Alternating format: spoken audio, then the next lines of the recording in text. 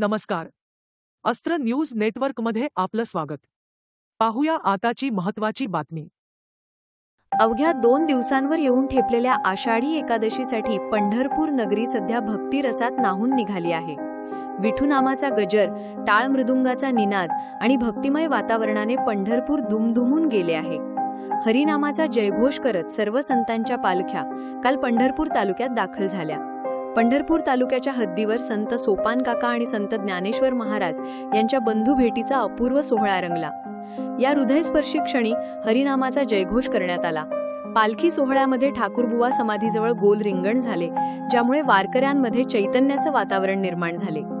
या सोहळ्यानंतर माऊलींची पालखी भंडी शेगाव येथे मुक्कामी पोहोचली. जगद्गुरू संत तुकाराम महाराज यांची पालखी आज पीराची कुरोली येथून पुढे मार्गस्थ होईल, तर संत एकनाथ महाराज यांची पालखी आज करकंब येथून प्रस्थान करेल.